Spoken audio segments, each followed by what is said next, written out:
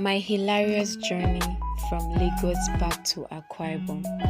On this fateful day, I made a road trip from Lagos back to Akwa Ibom. It was an experience of a lifetime.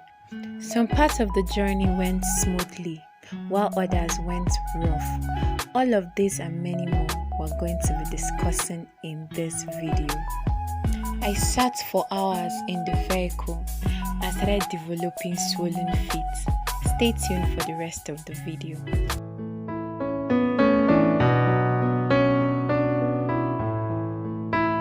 Hello beautiful people, wonderful people, welcome back to my channel. I'm Comfortidor and this is Just Too Comfy. If you're stumbling upon this channel for the very first time, you're highly welcome. Do well to hit that red subscribe button and the post notification bell. In that way you always get notified anytime I post a new video. Welcome back to yet another video. Yes, it's yet another story time. If you can remember in my previous video, I told you guys that I was going to gist you guys what really happened on my way back from Lagos. Yeah, this is the video. So I am just going to be gisting you guys every bit of what happened.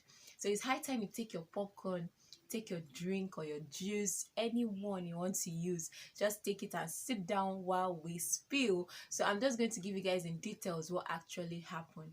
But before then, guys, if you can remember my previous video, I told you guys that I was still finding it difficult to chew from that side of my mouth that I had toothache on. Yeah, the good news is that I have started chewing. So some days back, I actually decided to try chewing from that side, and I actually realized that it was okay, and I continued doing it gradually, and I am chewing. I'm actually excited. Anyways, moving on to the main gist for today. So my journey back from Lagos. Okay, first of all, when I was going, it was a smooth ride, and I followed a certain transport company. I don't want to mention the name so that you guys will not misunderstand me that maybe I'm saying the transport company is not good. No, they're actually very good, but you know, some days just comes with a whole lot of stuff. So I followed a particular transport company when I was going, and yeah, when I was coming back, obviously that was the same transport company I decided to follow, because I don't want to say I thought, because they are reliable. So yeah, that's just it, they are reliable, but just that day will not make me to condemn them actually. So on that day when I was coming back, that was on the 15th of June. Yeah, on the 15th of June. So on my way, I actually went to the park very early.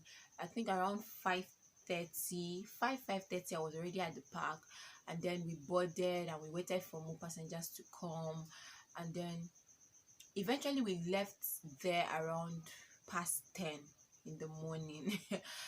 As in, I felt so bad because I thought the vehicle was going to be full on time, and then we start moving maybe by 6-7 we should be on our way, because obviously we are coming back to Akwa Ibom, which is a long distance. But anyways, we left around to 10.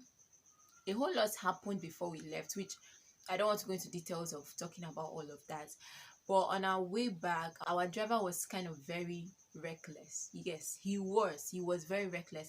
He was driving on top speed, maybe because we left Lagos very late, and you know we are heading to Akwa Ibom.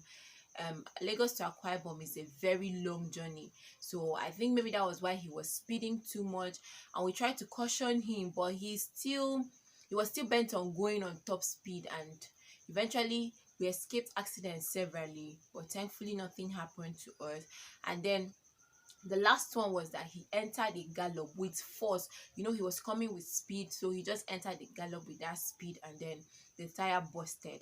So we had to stop by to change the spare tire and the rest of it, and that actually led to a lot of damages in the vehicle. So we started stopping at intervals to work on the vehicle, because that time he entered the gallop, he actually caused a lot of damages to the vehicle. So we're just stopping at intervals to fix one or two, repair one or two, maintain one or two, so that it can take us down to Akwa Ibom.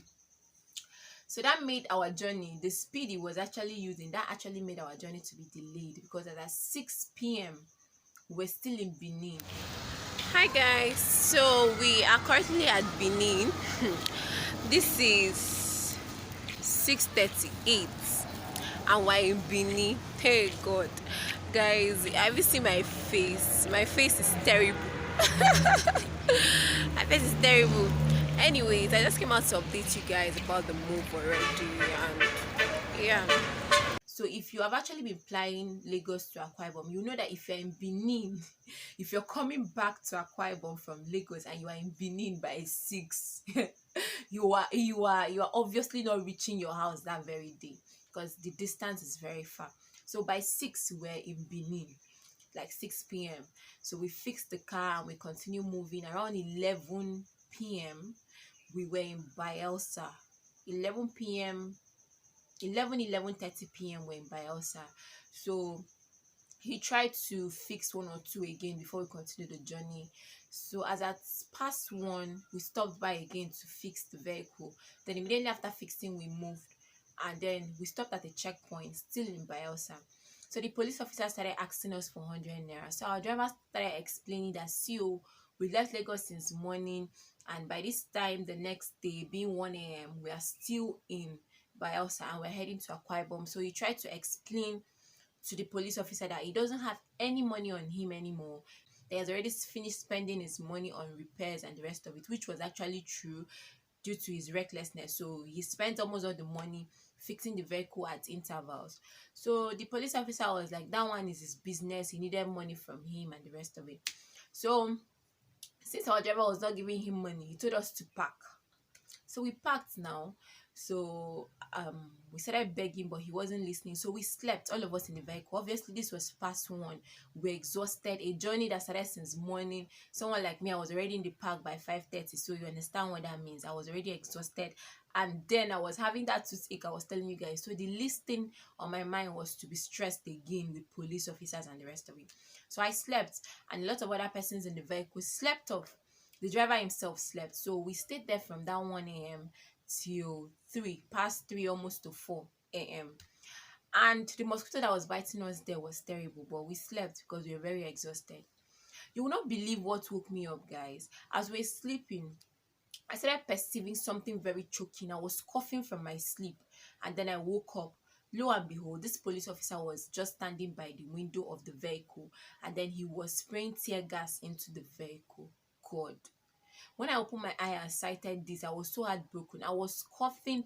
Everybody in the vehicle was coughing, and we had a little baby in the vehicle, and we had an asthmatic patient in the vehicle. So the woman literally started her attack there. We were just trying to hold her. She was coughing. The baby, personally, I was coughing. My chest was burning.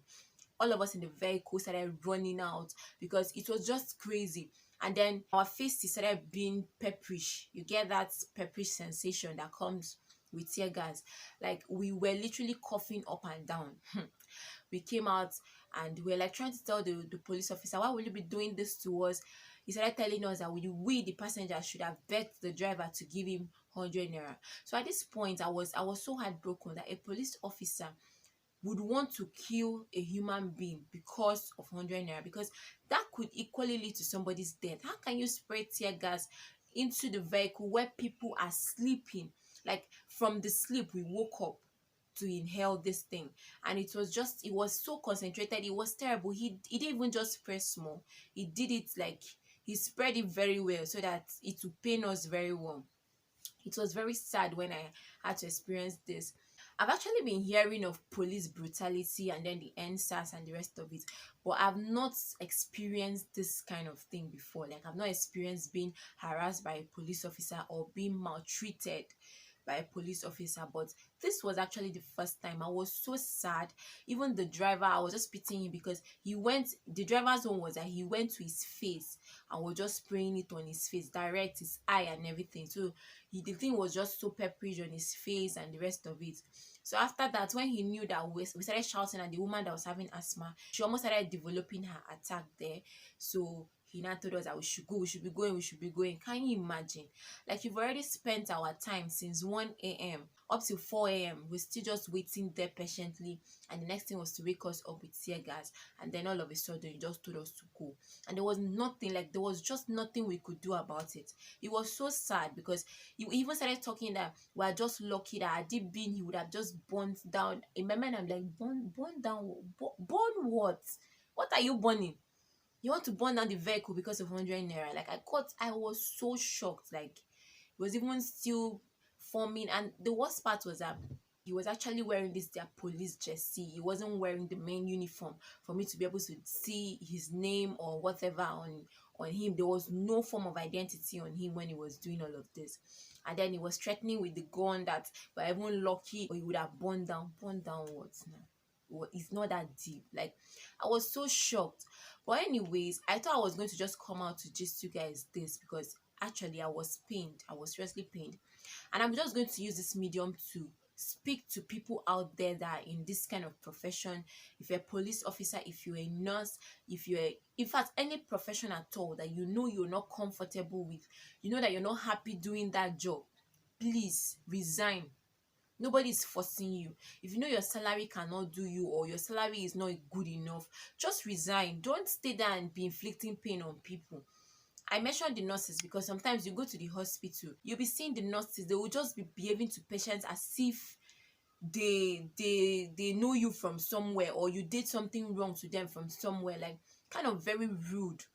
Aside from the nurses and the police officers, and in fact, if you're a sales girl, anything you are doing and you're not comfortable, it's better you resign than for you to stay there and do as if you've known this person from Adam or this person did something wrong to you and you're just transferring aggression of the job to the person. Please, rather than doing like that and taking lives, because this our own is just small. What if as he did that we died, or what if he actually pulled the trigger on us, or what if he actually burnt us? Because these things, in fact, it's just God that decided to save us that day, because there are people that they can do that and nothing will be done.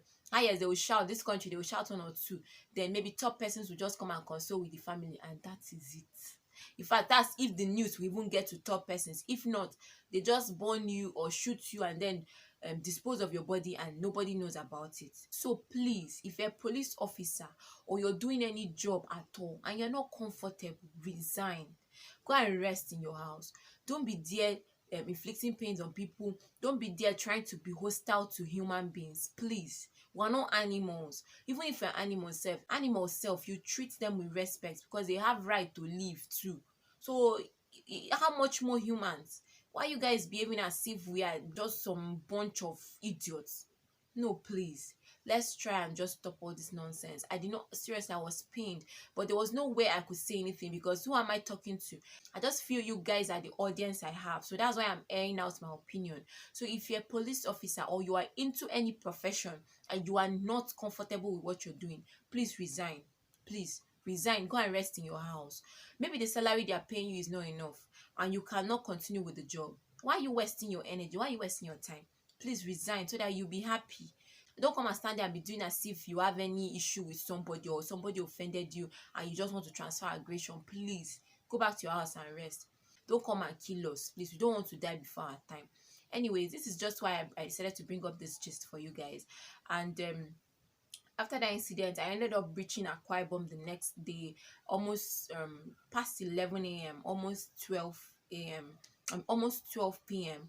The next day was when I reached. So you can see that I told you that my journey was over more than 24 hours journey. It was more than 24 hours. A journey that started by 5:30, or let me just say I left the park by 5:30. Then I got to Akwa Ibom the next day, 12 p.m. You can see how stressful the journey was, and all of this I had to deal with all of this with the toothache I had.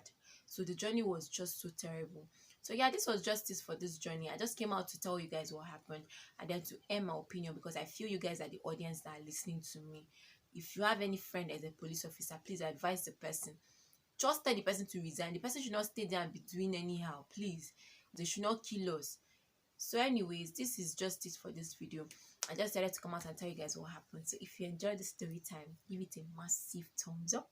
Subscribe to my channel. Turn on post notification bell. In that way, you always get notified anytime I post a new video. See you guys on the next one. For now, bye. Bye guys.